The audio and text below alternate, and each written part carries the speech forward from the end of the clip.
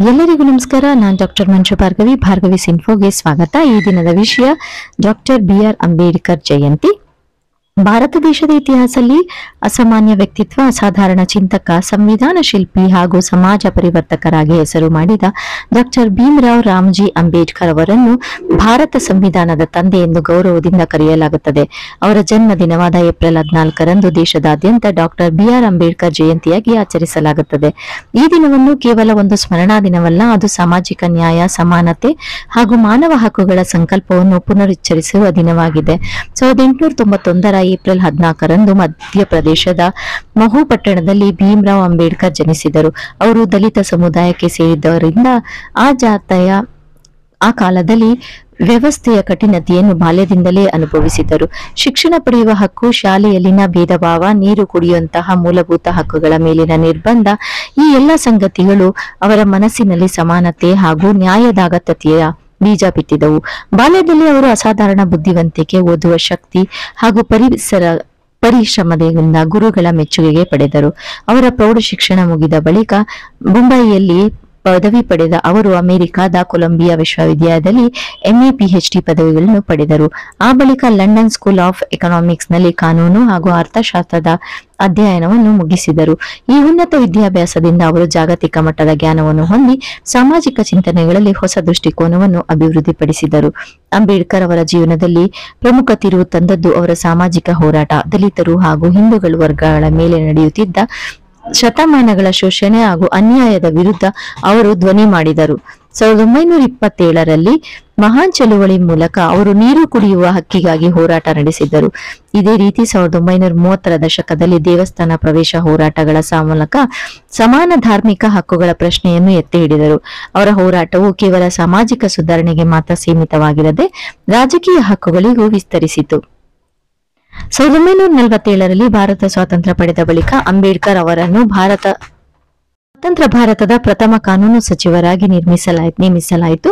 ಅವರು ಭಾರತದ ಸಂವಿಧಾನ ರಚನಾ ಸಮಿತಿಯ ಅಧ್ಯಕ್ಷರಾಗಿ ನೇಮಕಗೊಂಡು ವಿಶ್ವದ ಅತ್ಯಂತ ದೊಡ್ಡ ಪ್ರಜಾಪ್ರಭುತ್ವ ರಾಷ್ಟ್ರಕ್ಕೆ ಅನ್ವಯವಾಗುವಂತಹ ಪ್ರಗತಿಪರ, ಸಮಾನಾಧಾರಿತ ಹಾಗೂ ಮಾನವ ಹಕ್ಕುಗಳ ಭರವಸೆ ನೀಡುವ ಸಂವಿಧಾನವನ್ನು ರಚಿಸಿದರು. ಸಂವಿಧಾನದ ಮೂಲಕ ಅವರು ಸಾಮಾಜಿಕ ನ್ಯಾಯ, ಧಾರ್ಮಿಕ ಸ್ವಾತಂತ್ರ್ಯ, ಮಹಿಳಾ ಹಕ್ಕುಗಳು, ಅಸ್ಪೃಶ್ಯತೆಯ ನಿವಾರಣೆ, ಸಮಾನ ಅವಕಾಶ, ಈ ಎಲ್ಲಾ ತತ್ವಗಳನ್ನು ಕಾನೂನು ರೂಪದಲ್ಲಿ ಬಲಪಡಿಸಿದರು. ಅಂಬೇಡ್ಕರ್ ಅವರು ಶಿಕ್ಷಣದ ಮಹತ್ವವನ್ನು ವಿಶೇಷವಾಗಿ ಒತ್ತಿ ಹೇಳಿದರೆ, ಶಿಕ್ಷಣವೇ ಮುಕ್ತಿಯ ಮಾರ್ಗ ಎಂಬುದಾಗಿ ಅವರು ನಂಬುತ್ತಿದ್ದರು. ಶಿಕ್ಷಣದ ಮೂಲಕ ದಲಿತರು ಹಾಗೂ ಹಿಂದುಳಿದ ವರ್ಗಗಳು ತಮ್ಮ ಹಕ್ಕುಗಳನ್ನು ಅರಿತು ಸಮಾಜದಲ್ಲಿ ಗೌರವದಿಂದ ಬದುಕಬಹುದೆಂದು ಅವರು ಬೋಧಿಸಿದರು.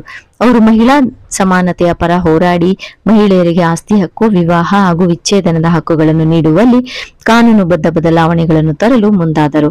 ಡಾಕ್ಟರ್ ಅಂಬೇಡ್ಕರ್ ಅವರ ಜೀವನದಲ್ಲಿ ಒಂದು ಮಹತ್ವದ ನಿರ್ಧಾರ ಎಂದರೆ ಬೌದ್ಧ ಧರ್ಮ ಸ್ವೀಕಾರ.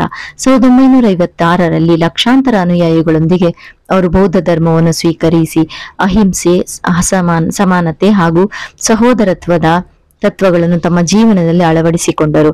ಇದು ಭಾರತೀಯ ಸಮಾಜದಲ್ಲಿ ದೊಡ್ಡ ಬದಲಾವಣೆಯನ್ನು ತಂದ ಘಟನೆಯಲ್ಲಿ ಇತಿಹಾಸದಲ್ಲಿ ದಾಖಲೆಯಾಗಿದೆ.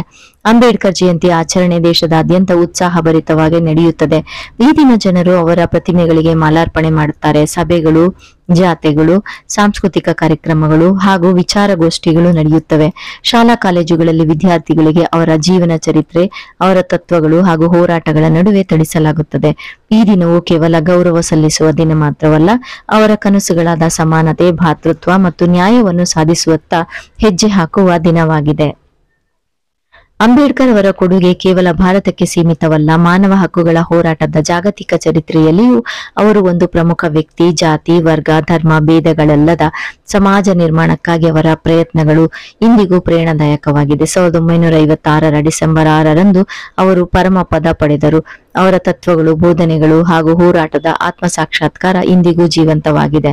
Doctor B R. ಅಂಬೇಡ್ಕರ್ ಜಯಂತಿ ನಮ್ಮಲ್ಲಿ ಸಾಮಾಜಿಕ ನ್ಯಾಯ, ಸಮಾನತೆ ಹಾಗೂ ಮಾನವೀಯ ಮೌಲ್ಯಗಳ ನೆನಪನ್ನು ತಂದುಕೊಡುವುದರ ಜೊತೆಗೆ ನಮ್ಮ ದೇಶವನ್ನು ಸಮಾನತೆಯ ಮಾರ್ಗದಲ್ಲಿ ಮುನ್ನಡೆಸುವ ಪ್ರೇರಣೆಯನ್ನು ನೀಡುತ್ತದೆ. ಅವರ ಜೀವನವು ಶಿಕ್ಷಣ ಪಡೆದು ಸಂಘಟಿಸಿ ಹೋರಾಡಿ ಎಂಬ ಸಂದೇಶವನ್ನು ಶಾಶ್ವತವಾಗಿ ಸಾರುತ್ತದೆ. ಇದು ಕೇವಲ ಒಂದು ವ್ಯಕ್ತಿಯ ಹುಟ್ಟುಹಬ್ಬವಲ್ಲ, ಇದು ಸಮಾನತೆಯ ಹೋರಾಟದ ಸಂಕೇತವಾಗಿದೆ. ನನಗೆ ತಿಳಿದಿದ್ದಷ್ಟು ವಿಷಯನ ನಾನು ನಿಮ್ಮೊಟ್ಟಿಗೆ ಹಂಚಿಕೊಳ್ಳೋ ಪ್ರಯತ್ನ ಪಟ್ಟಿದ್ದೀನಿ.